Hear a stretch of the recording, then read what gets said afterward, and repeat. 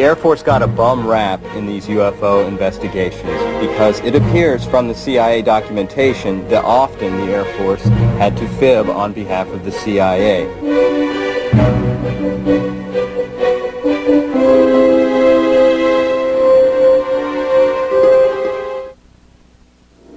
Whenever public interest in UFOs seems to fade, a new story emerges to spark the imagination.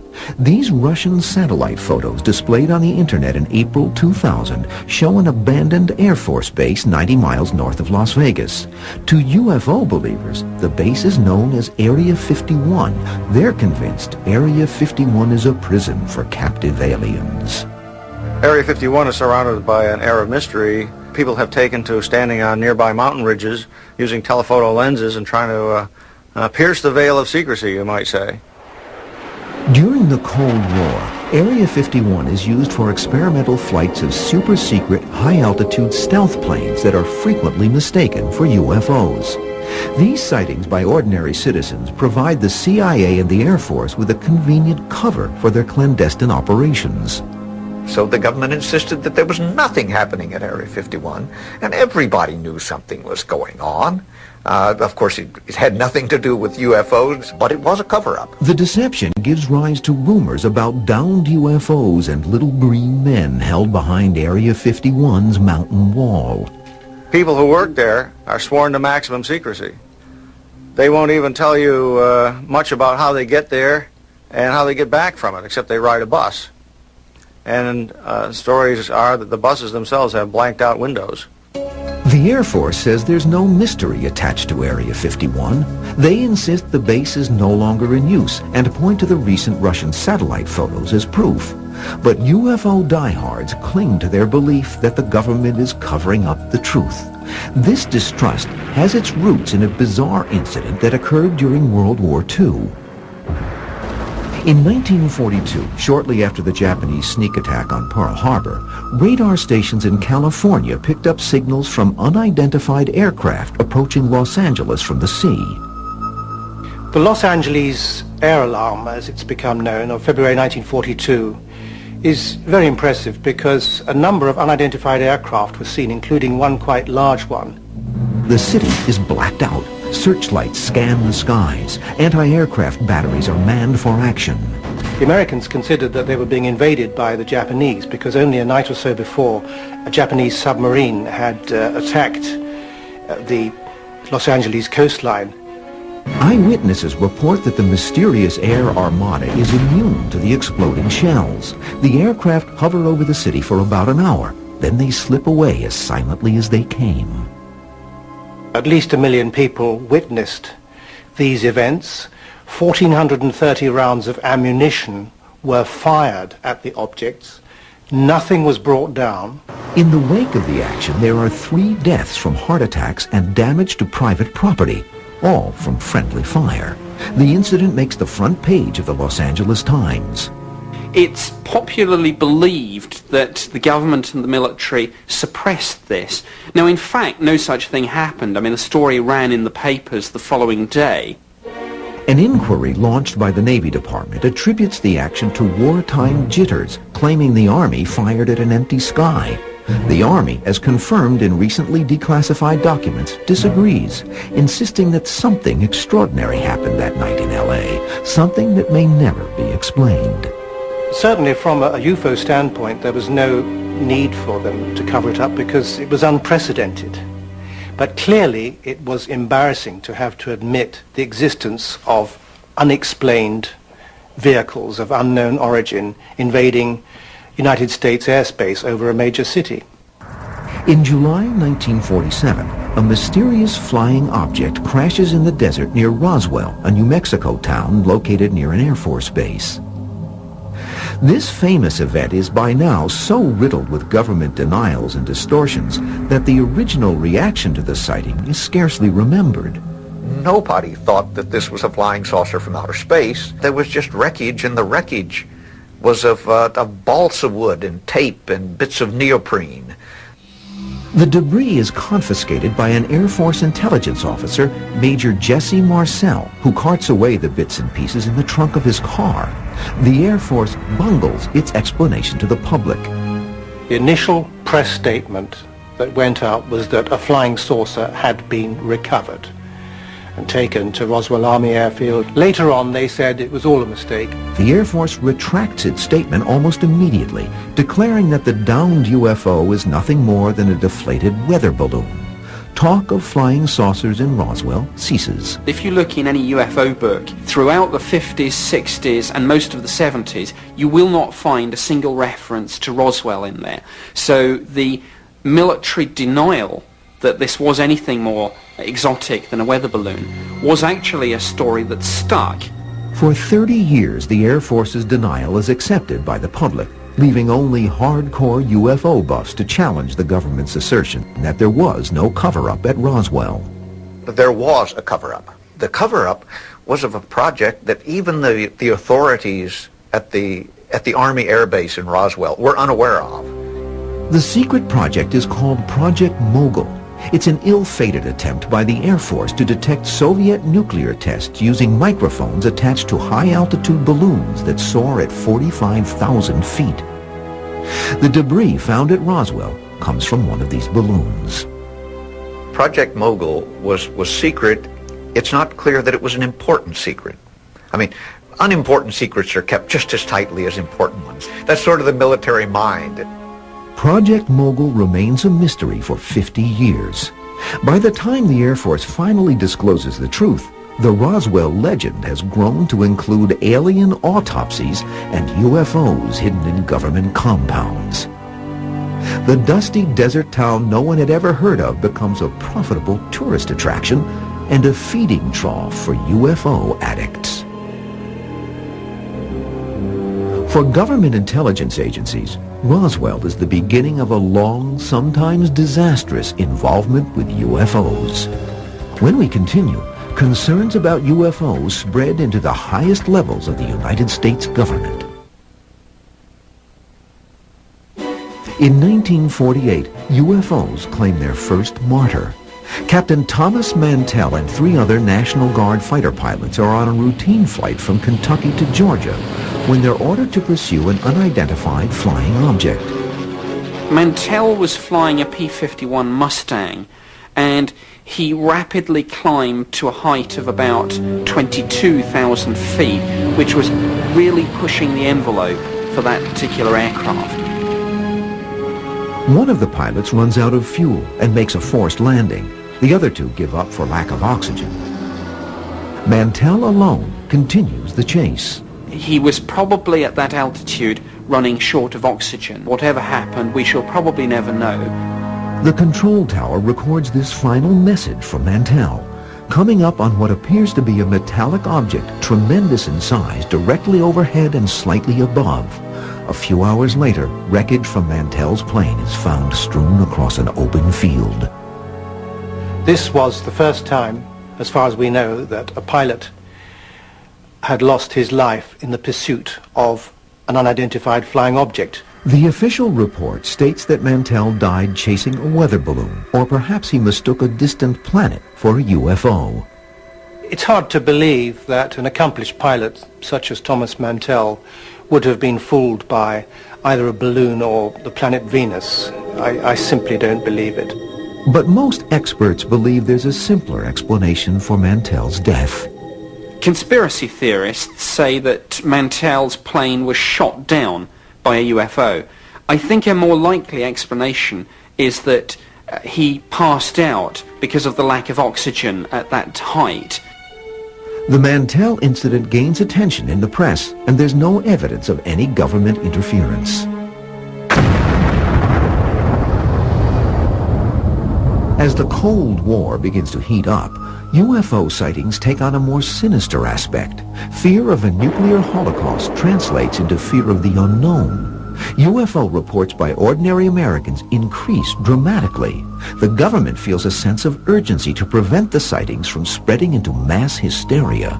The CIA and the Air Force were concerned that not only would public opinion be set off kilter by UFO reports, but that the country's early warning systems might be saturated, setting the United States off guard in the event of a Soviet attack. Declassified CIA reports reveal that at the height of the Cold War, the agency took the potential threat of UFOs seriously. Some CIA analysts speculate that a saucer-shaped aircraft being developed by the British and Canadians may cause the rash of sightings. Others believe that the Russians have designed UFO lookalikes that are flying over the United States to strike fear into the population. And you really have to understand that the CIA was very, very concerned about the Soviet Union and their capabilities. Unless you understand that relationship, you cannot understand the UFO phenomena. In October 1955, Richard Russell, the powerful Georgia senator who was chairman of the Senate Armed Services Committee, embarks on a fact-finding tour of the Soviet Union. He hopes to find out if the Russians are invading American airspace. He was taking a trip through Russia, presumably to pick up information on the status of defensive and offensive capabilities of the Soviets. Traveling by train through southern Russia, Russell looks out his compartment window and is confronted by an astonishing sight. He actually saw two circular or disc-shaped aircraft, as he put it, taking off vertically. They rose slowly and then shot off at high speed. Russell races out of his compartment to find his aides. Richard Russell ran in to the room where these men were, told them, look out the window. Sure enough, here's another one of these objects. And then Russell said, we've been told these things don't exist. Now we know that they do.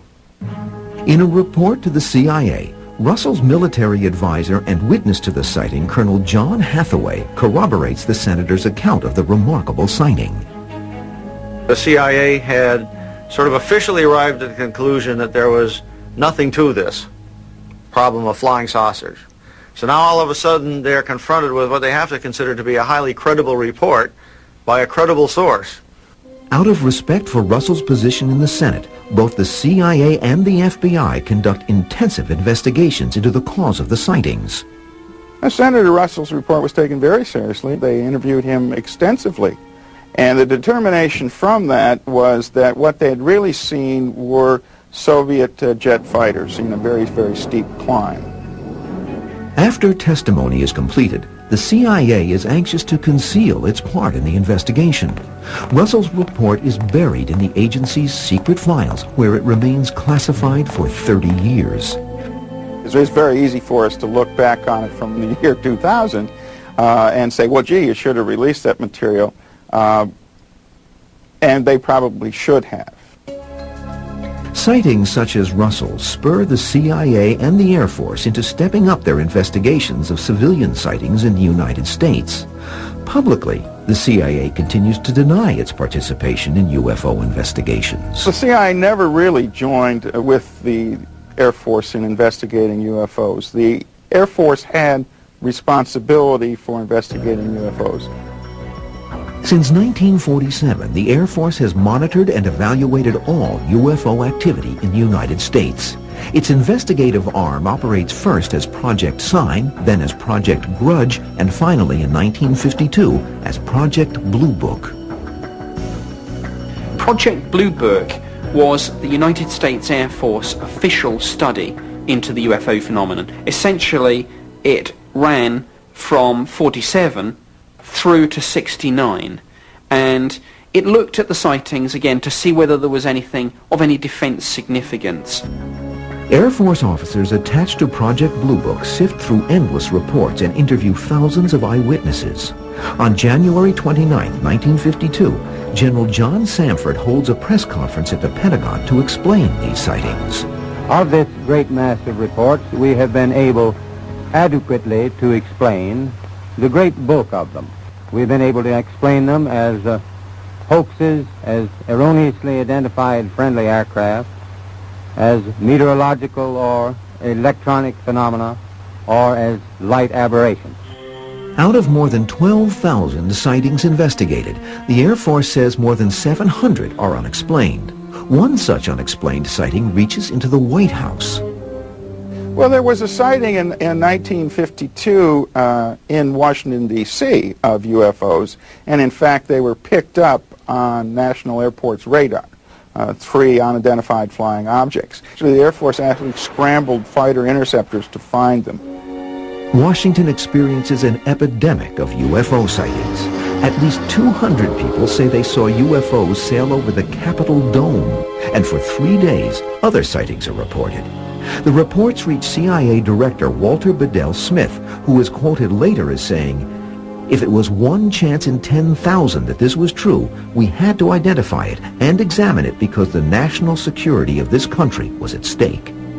Now, this did disturb the Truman White House, and they began to look into this phenomena, and the Air Force then determined that it was a very natural phenomenon called a temperature inversion.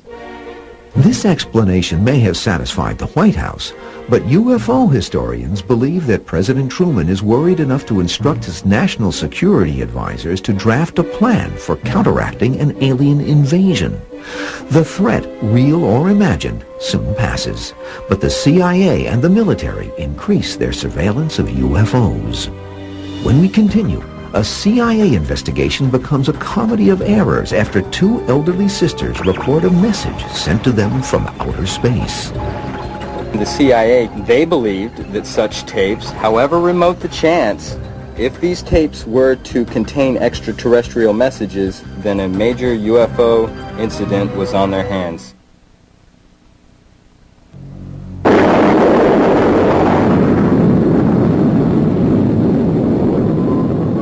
During the Cold War, Americans live in a climate of uncertainty, fearful that the world is moving quickly towards Armageddon. The U.S. government faces the dilemma of trying to minimize those fears, which now include UFOs. A major concern for the CIA was that the UFO phenomenon and any mass hysteria that would come with it would set the American public off balance and make them vulnerable to Soviet propaganda. A steep climb in UFO sightings creates confusion among government intelligence agencies, particularly the CIA. For all its know-how, the agency often has no explanation for the origin of unidentified flying objects. They didn't have the sophisticated computers and satellites and technology to allow them to detect what this is or track it. So they had to make excuses as to what was being seen in the sky so as not to alarm the public. The CIA is obsessed with the idea that UFO paranoia, if unchecked, could mushroom into a national crisis. CIA agents posing as Air Force officers are sent across the country to disparage sightings and discredit witnesses. The agency, by its charter, is banned from operating domestically. In order to contact American citizens, often the agency would employ military cover. The agency uses the mass media to dissuade the public from believing in UFOs and establishes a scientific board of inquiry. The CIA became so concerned about national security implications of UFOs that by late 1952 we actually established a scientific panel of civilian scientists to look at this phenomena and see if there was any validity to the idea that it was either Soviet weaponry or people visiting us from other planets. The panel is headed by California physicist Dr. H.P. Robertson. As with other government attempts to find answers to the UFO problem, the Robertson panel's findings will eventually come under attack by UFO believers who maintain that some of the panel members are acting as flunkies for the CIA. CIA convened the Robertson panel in 1953 to officially address the UFO question, but to do so covertly, as the CIA does most things. The panel concludes its investigation, leaving questions about the origins of UFOs unanswered. The scientists on the Robertson panel concluded that UFOs, whatever they were probably not of extraterrestrial origin. These scientists suggested that the government engage in a public debunking campaign to minimize hysteria about UFOs. In its eagerness to keep a lid on public reaction to UFO sightings, the CIA in 1955 becomes entangled in an embarrassing controversy. The incident involves 2 eccentric sisters from Chicago, former vaudevillians named Mildred and Marie Meyer. the Meyer sisters made a recording of what they believed were space messages. These so-called space messages were nothing more than Morse code from a regular land-based transmitter. But the incident caught the attention of the CIA, which was investigating UFOs at the time. A CIA officer, DeWelt Walker, disguised in an Air Force uniform, is dispatched to interview the sisters. They were all excited that they had talked to the officer and that the government was interested in what they had found. Walker gets the Meyer sisters' recording and brings it to Washington, where CIA analysts confirm that the so-called space message is Morse code. The recording is classified as secret and hidden away in the CIA's files. For a while, nothing more is heard about the Meyer sisters. A few years later, civilian UFO researchers became interested in the case, began to dig for the facts, and faced obfuscation and distortions from the agency that turned what might have been a tiny little incident into a major UFO controversy. In 1957, Dr. Leon Davidson, a physicist and UFO researcher, gets wind of the Meyer story. He goes to Chicago and interviews the sisters. There he learns about Walker's visit and suspects the Air Force officer is really a CIA agent. Davidson hounds CIA officials to find out which agency conducted the Meyer inquiry, the CIA or the Air Force. He gets the runaround from both. And Davidson was no fool. So he said, look, something's going wrong here, tell me the truth. And he kept writing back, and the agency tried to explain, and they got themselves in deeper and deeper. The CIA steadfastly denies that Walker is a CIA employee. Then, to his dismay, Davidson is told that all the evidence pertaining to the Meyer sisters' investigation has been destroyed to conserve file space. Davidson is now firmly convinced that the CIA is involved in a UFO cover-up.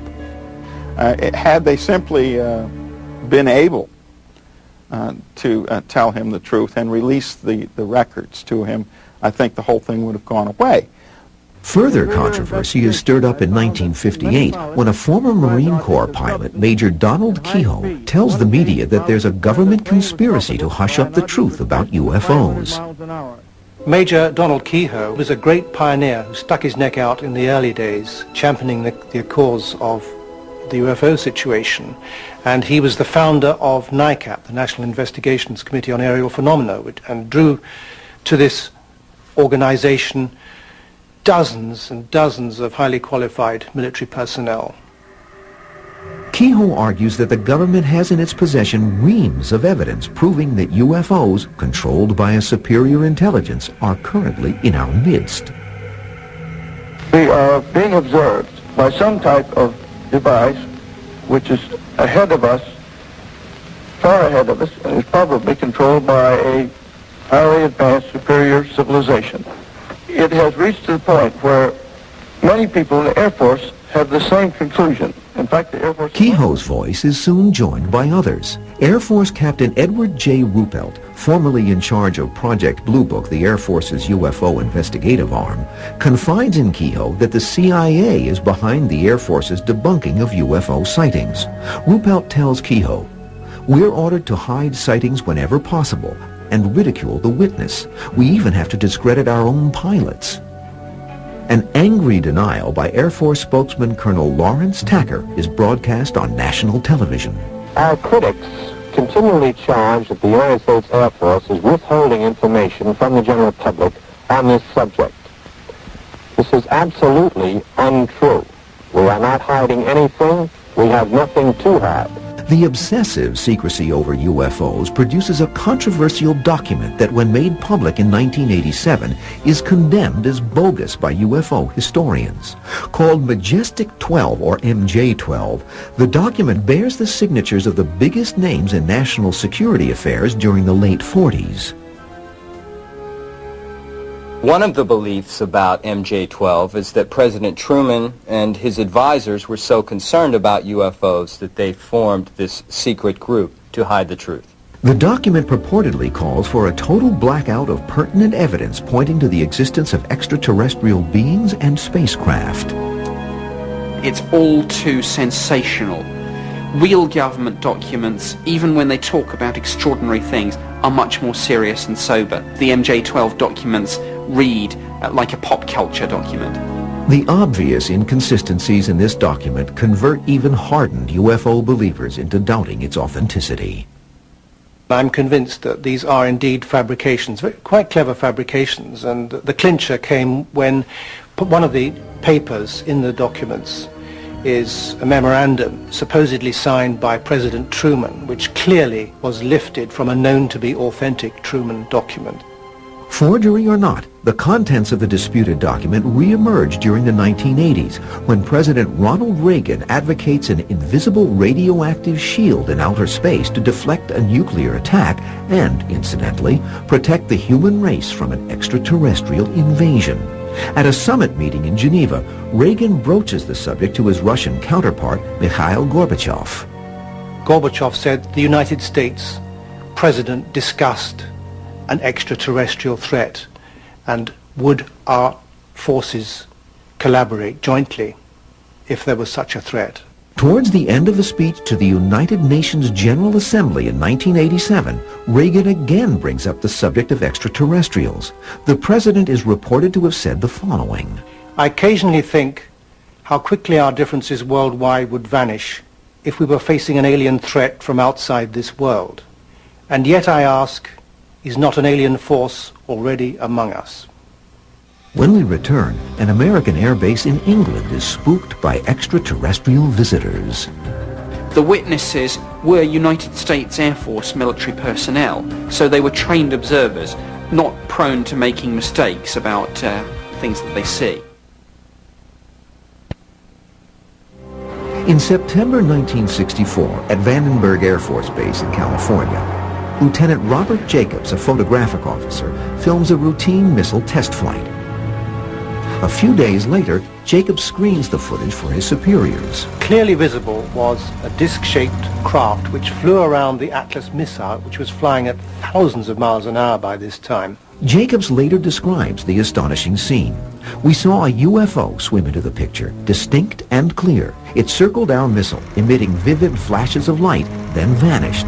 Seconds later, our missile malfunctioned and tumbled out of control in the Pacific Ocean, hundreds of miles short of its target. Jacobs is sworn to secrecy. The film is turned over to two men he is certain are CIA agents.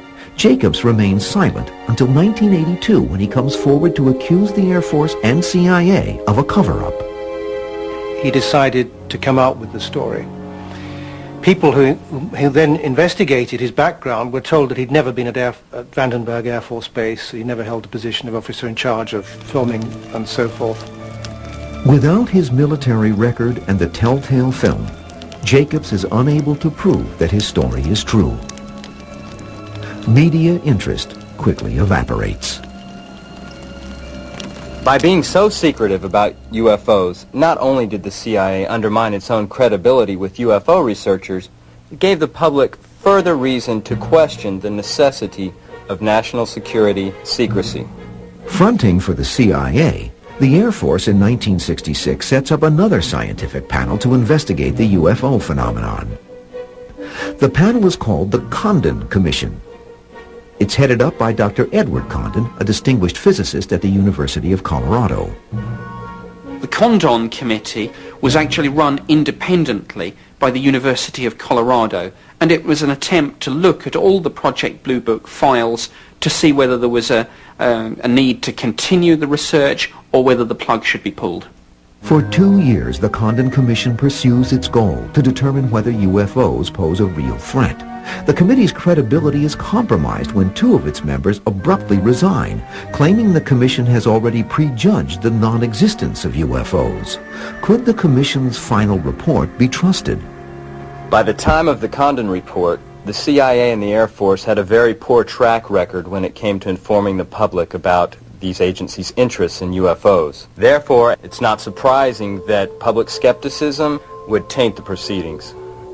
After conducting an intensive 2-year investigation, the Commission concludes that UFOs, even if they were to exist, are no threat to national security. The Commission recommends dismantling Project Blue Book. The Air Force, by now anxious to put UFOs behind them, will implement the Commission's recommendation and disband Blue Book. But doubts about the committee's objectivity linger to this day.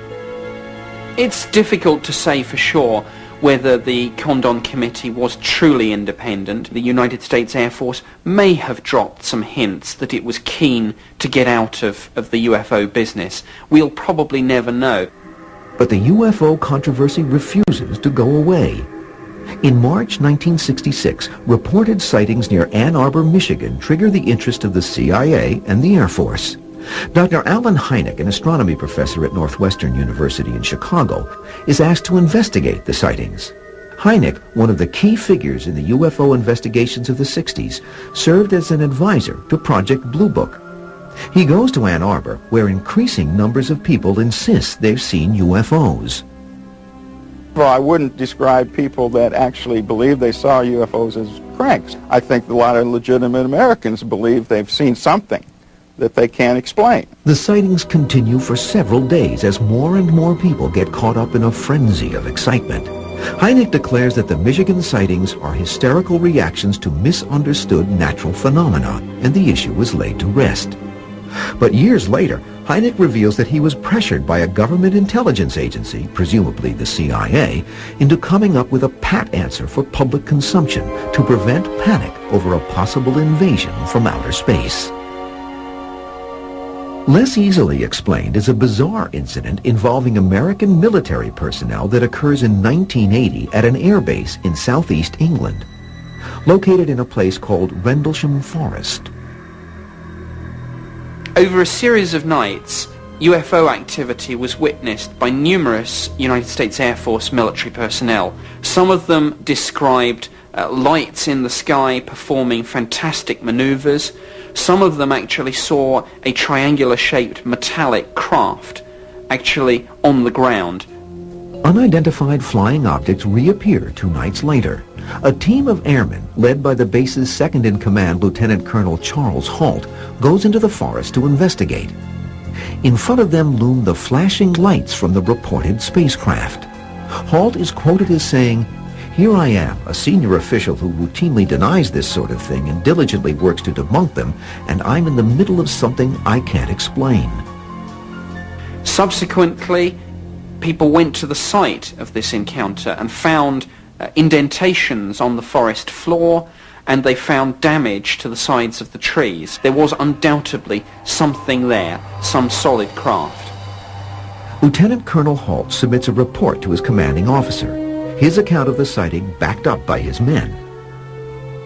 The airbase is suddenly put under a cloud of secrecy.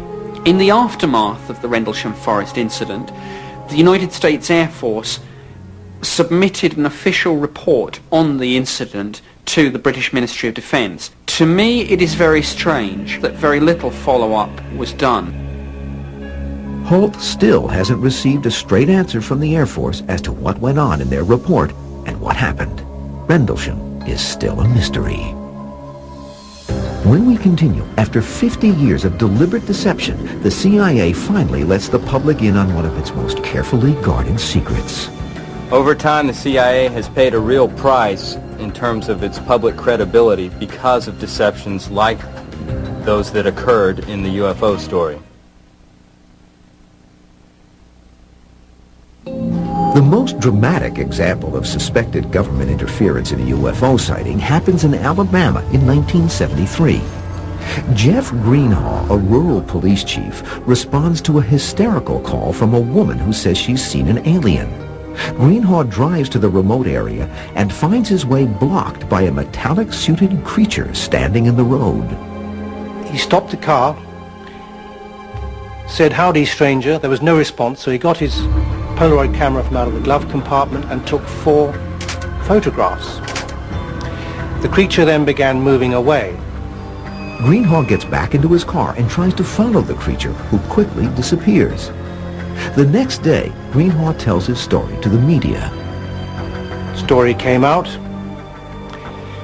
First thing that happened is his mobile home was burnt down, and the original Polaroids, I believe, were damaged. Fortunately, copies had been made by that time. Greenhaw's troubles have only begun. In the following weeks, his car engine explodes, his wife leaves him, and he loses his job. My speculation is that some government agency was involved in trying to destroy the evidence. UFO conspiracists lay the blame for Greenhaw's misfortunes on their favorite culprit, the CIA. Others wonder whether Greenhaw's sighting is merely a hoax gone haywire. I don't think hoaxes go that far. And as to the question has arisen, was he hallucinating? Well, maybe he was, but the camera wasn't.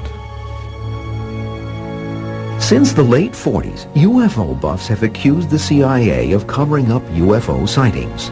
Declassified documents released under the Freedom of Information Act in 1977 proved they were right, but for the wrong reasons. The CIA was deliberately telling all sorts of lies to try to cover up their tests of this secret aircraft. The agency admits that in the early 50s, at the height of the Cold War, it purposely misled the public to maintain secrecy about its new spy planes, the U-2 and the SR-71. The agency is asked by the Eisenhower administration to develop a reconnaissance aircraft that can overfly the Soviet Union. And this, of course, is all done in secret with covert funds supplied by the CIA. U-2 test flights are conducted out of an airbase at Groom Lake, Nevada, better known as Area 51.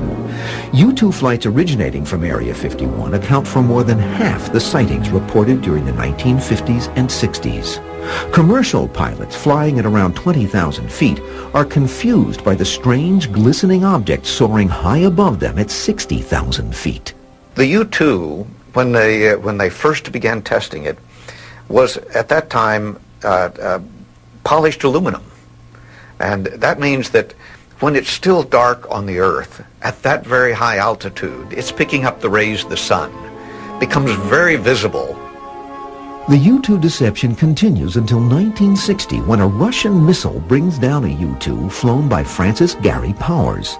The United States government tries to cover up and is caught in a red-faced lie when Russian Premier Nikita Khrushchev produces the U-2 wreckage and the pilot. The U-2 program is scrapped, and the SR-71, codenamed Blackbird, takes its place. And it could fly at 90,000 feet and faster than a rifle bullet. But the Soviets had the SAM missiles, which could shoot them down. So it never did overfly the Soviet Union. It did, however, contribute to UFO phenomena, because here you had another aircraft that nobody had ever seen. Throughout this period, the CIA continues to orchestrate the deception behind the scenes, using the Air Force as its cover. The Air Force got a bum rap in these UFO investigations because it appears from the CIA documentation that often the Air Force had to fib on behalf of the CIA. Any doubts about the CIA's role in the UFO flap are laid to rest in 1997 with the publication of the so-called Haines Report. Using a giant sheaf of internal CIA documents to tell the story of the agency's involvement with UFOs, Gerald Haines, a CIA historian, has given us the most complete account of how the agency handled the UFO phenomenon from the 1950s to the present. What makes the Haines Report unique is the author's inference that perhaps the whole story has not been told. Now, a lot of people would like a lot more, but you have to understand that this agency deals in secrets, so it's not going to reveal everything it does. It simply can't. By the 1990s, the CIA has lost all interest in UFOs, but UFO fanatics keep up their attacks on the government, holding to their belief in a vast conspiracy. The ufologists have a real stake in this. I mean, this is their life's work. I mean, who of us, after years working on something, could suddenly decide there was nothing to it? That's really hard for human beings to do. Ufologists' suspicions are constantly refueled by new sightings, such as one in Phoenix, Arizona in 1997, where hundreds of spectators swear they saw a formation of unidentified flying objects pass over the city. My group, Cause Citizens Against UFO Secrecy, has evidence, overwhelming evidence, that the citizens of Arizona are the subject of an invasion in the skies, in their homes. Another field day for true believers is the reawakening in the 90s of the now legendary Roswell incident. In the intervening years since the original sighting in 1947, Roswell has turned into a carnival for UFO buffs. Rumors of government cover-ups are rampant.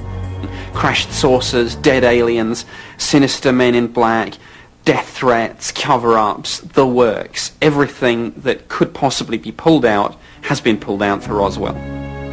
The Pentagon is besieged with requests for information about Roswell. Anxious to put the incident behind them, the Air Force comes clean, admitting that it encouraged the UFO story in order to cover up its high-altitude balloon experiments. The admission leads to a frenzy of anti-government excitement during Roswell's 50th anniversary celebration. The only thing about UFOs that wasn't selling in Roswell at that 50th anniversary celebration, I think, was the government report that revealed every detail and had pictures of the wreckage and pictures of the people who found it. Roswell symbolizes the heated controversy that's still going on between UFO believers and debunkers. The U.S. government insists it's no longer investigating UFOs, but die-hard conspiracists claim it's just another CIA smokescreen. We'll possibly never know the full story of the CIA's involvement with the UFO mystery, simply because, you know, it's impossible ever to get to the bottom of so large and nebulous a subject. Europe's dark ages were over, and a new creative age took over Italy. The Italian Renaissance is as overwhelmingly mind-blowing as it is beautiful. It is the time when that nameless builder will become the architect.